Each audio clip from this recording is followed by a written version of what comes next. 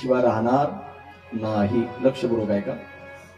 ते पोरग दिवसभर गेलं मित्रामध्ये खेळलं सारा बागेत आणि खेळता खेळता शेवटी याच्या कोण नाही याच्या मित्र कोण बॉल हरवला.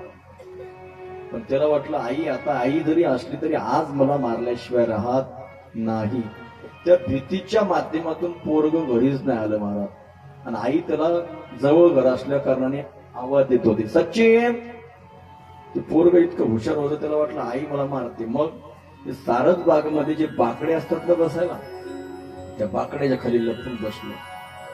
रडू लागलं धाय मकून, आता आई मला मारते, आता काय माझं खरं नाही, आता काय करावं कसं करावं, माझा बॉल कोणीतरी आणून देईल का? मग तिथं एक पुण्यातली गोष्ट महाराज, ती फिरत फिरत जोडफं आलं आणि ते त्याच्या बाकड्यावर बसलो ज्या खाली हे लपलं होतं. बरं का रे पोर, ते लपल्यानंतर मग आता ते बोलायचं काय, तिथलं ते दोघं जण असताना तो तिला म्हणायचं, अगं अगं फारच सुंदर आहेस तू. ती म्हणे तू पण सुंदरच आहे ना. नाही पण ऐक ना, मला तुझ्या डोळ्यामध्ये संपूर्ण जग दिसते. काय म्हणे, अगं ऐकतेस का, मला तुझ्या डोळ्यामध्ये संपूर्ण जग दिसते. आणि ही त्या खालच्या पोरानं ऐकलंय, म्हणे अरे या अंकलला सर्व दिसते काय किंवा. हे पोरग बाकड्याच्या खाली उठलं तेवढं म्हणे अंकलजी अंकलजी. म्हणे काय, तुम्हाला सर्व दिसते? त्यानं विचारतच पडलं, म्हणे हा दिसते मला. तुम्हाला आंटीच्या डोळ्यामध्ये सर्व दिसते म्हटलं ना तुम्ही? हा हा दिसते दिसते. अहो माझा पाल हरवला, तेवढा ते कुठंतरी घावते का बघा ना, त्याला विचारा ना. त्याच म्हणतात, काय म्हणतात पोरांना, मुलं ही देवा घरची फुलं. सुंदर मुलं असतात मला. ते फेटा बांधत असताना कीर्तनाला जातो आम्ही, ज्या घरी फेटा बांधत होतो त्या घरची छोटीशी मुलगी बरं का, संतोष गुरुजी, ती पळत पळत आली. आता काल कशी मुलगी आपल्या इथली आली होती, ती मला म्हणते, ए बाबा. आता फेटा बांधत असताना म्हटलं काय बाई, तुला गाणं येते का गाणं, असं डायरेक्ट म्हणे मला.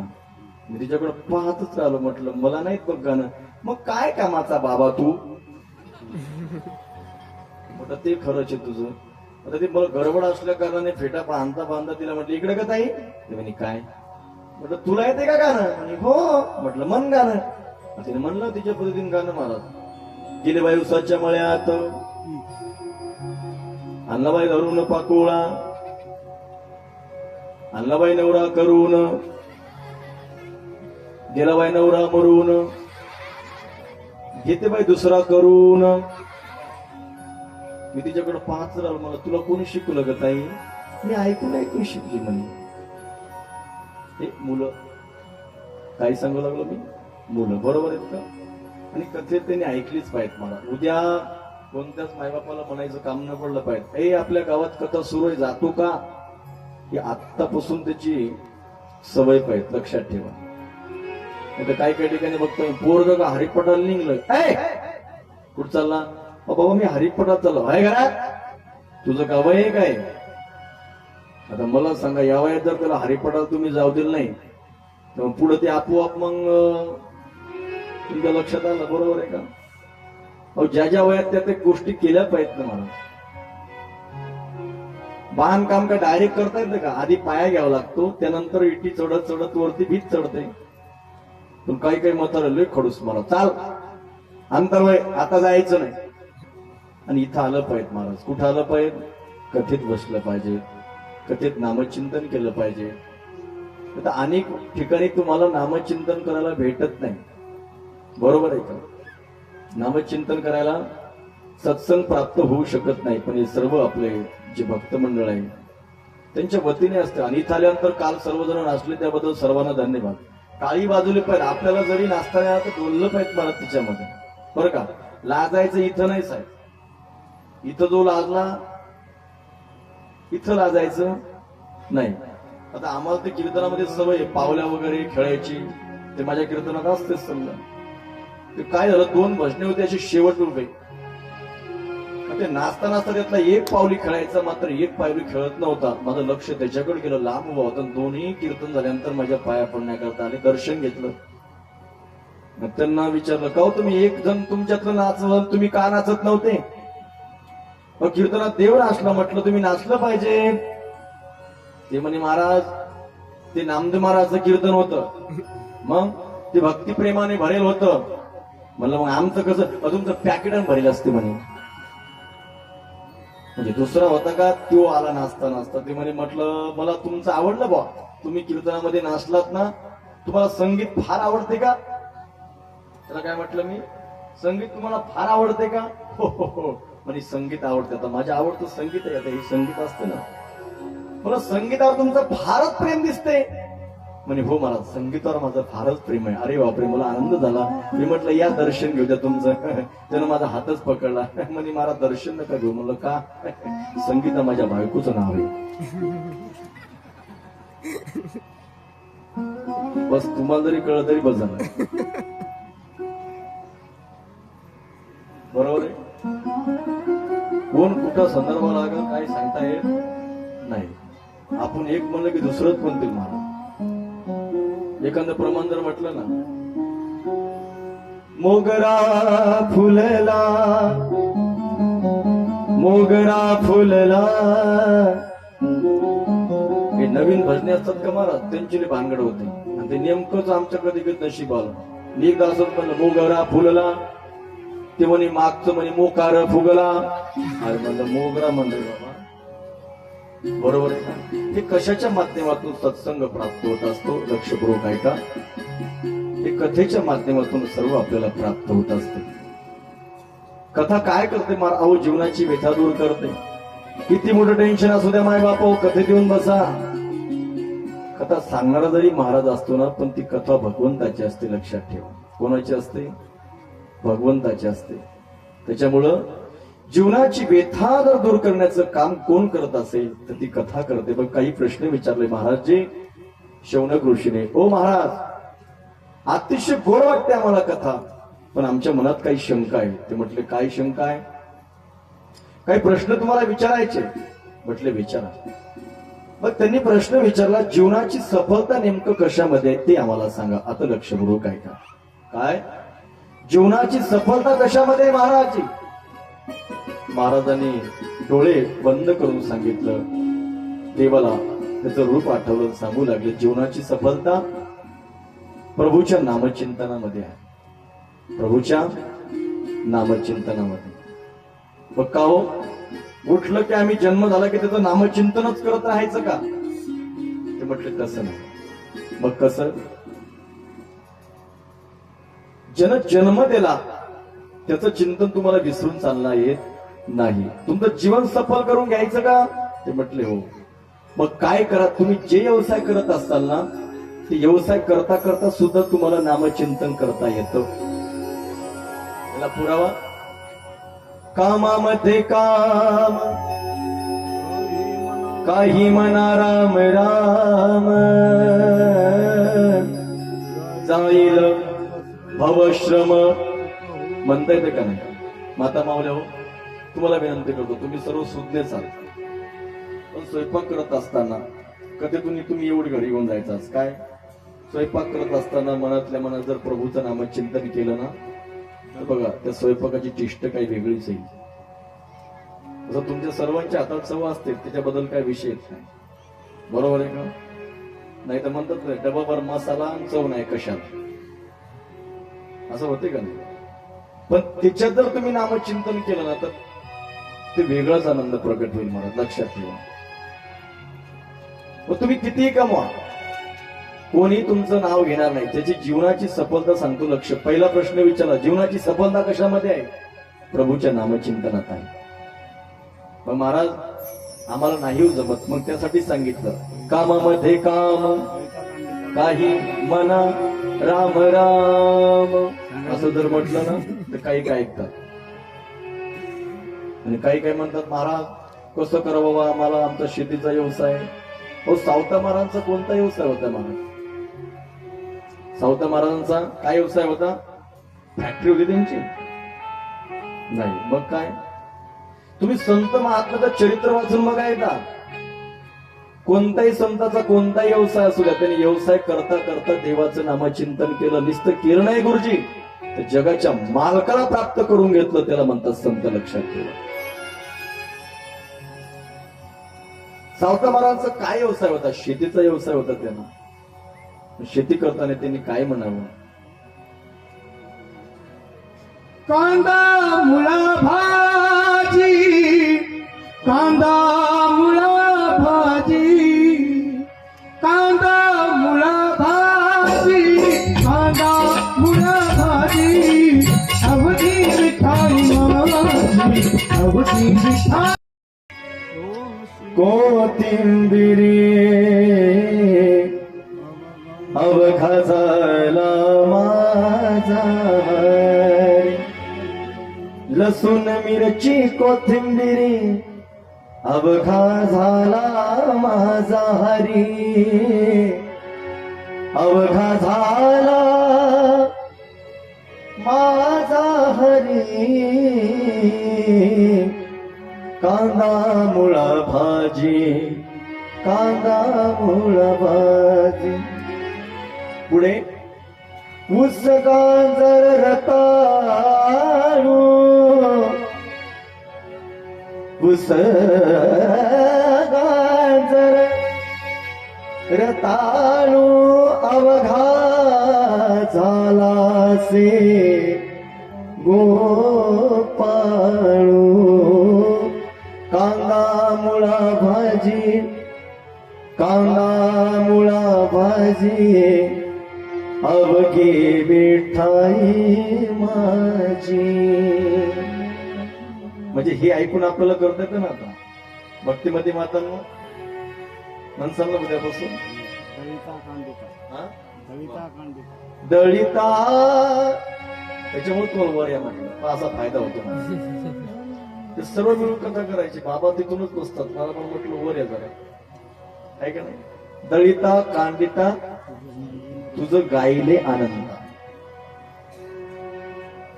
भाकरी करताना जर म्हटलं तरी चालते. काय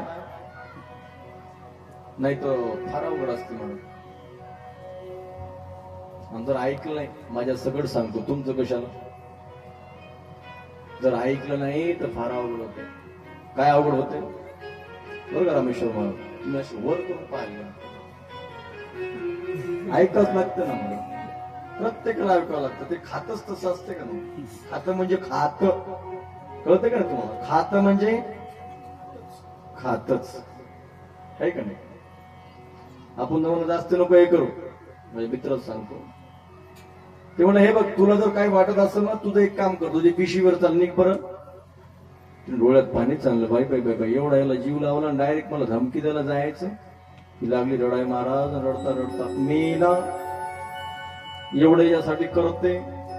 आणि मला जा म्हणतो. पिशी भरता भरता नको नको ती बोलायला लागली. भरता भरता पिशी भरली तिने.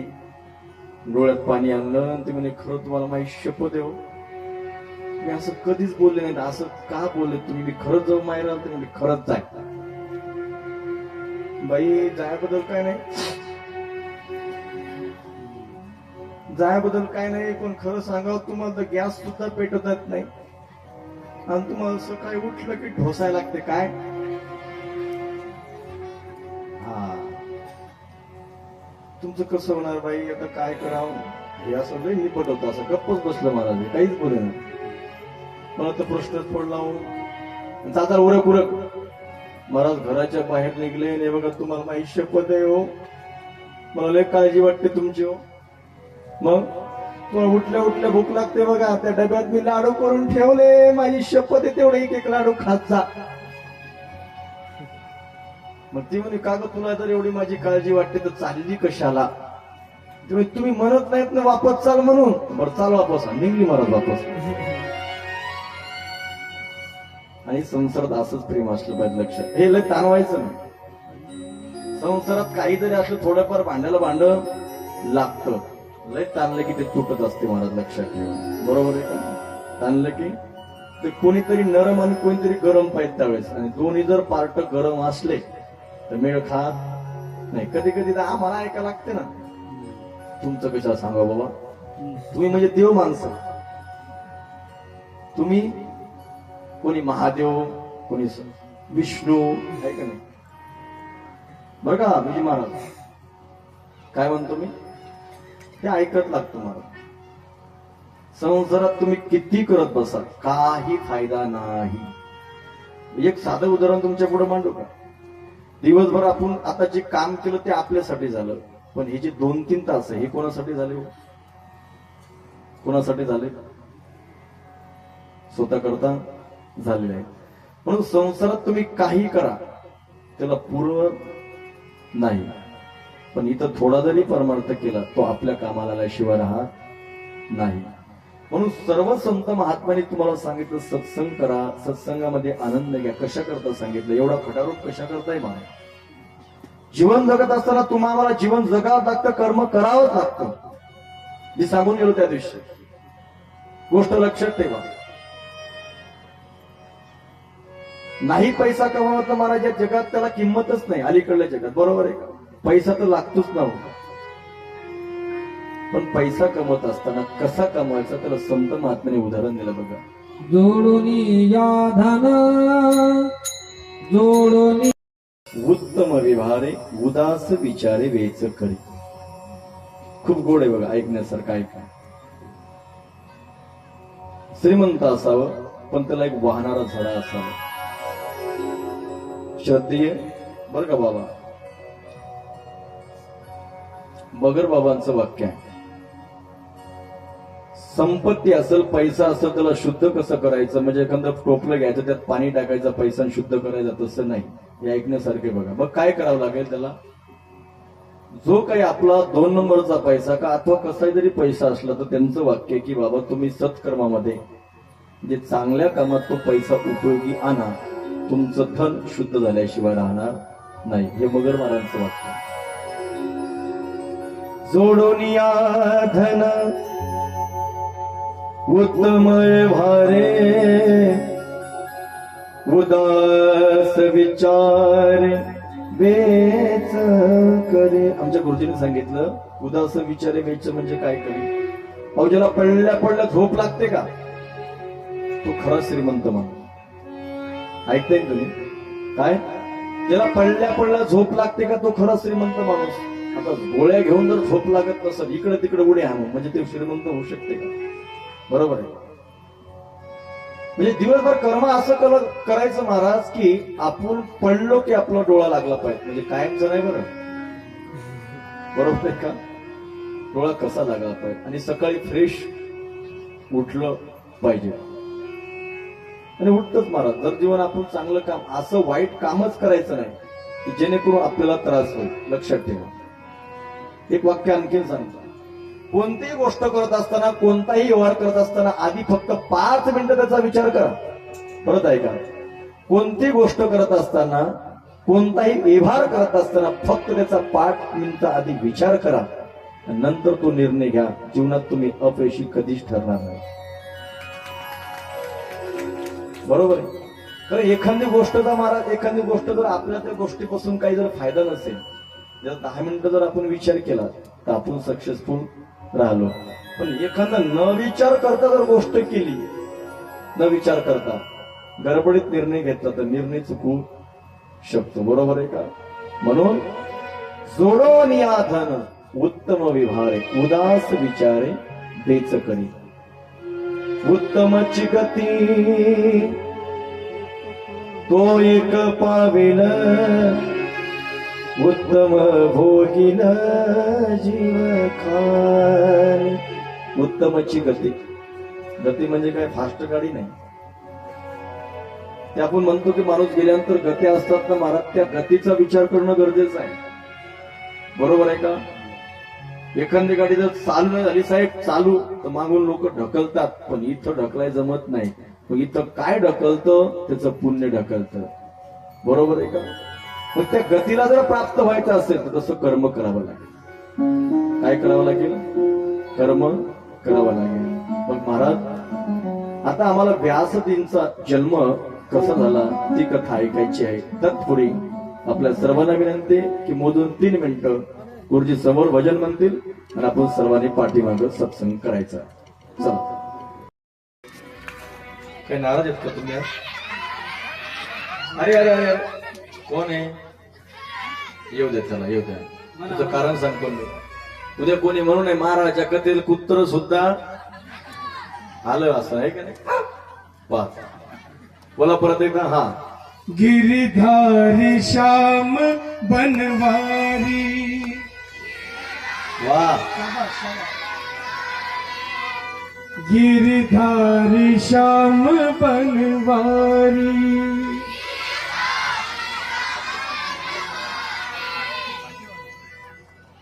अवघड आहे काय. सुंदर माझे जाते ग फिरते बहुतेक.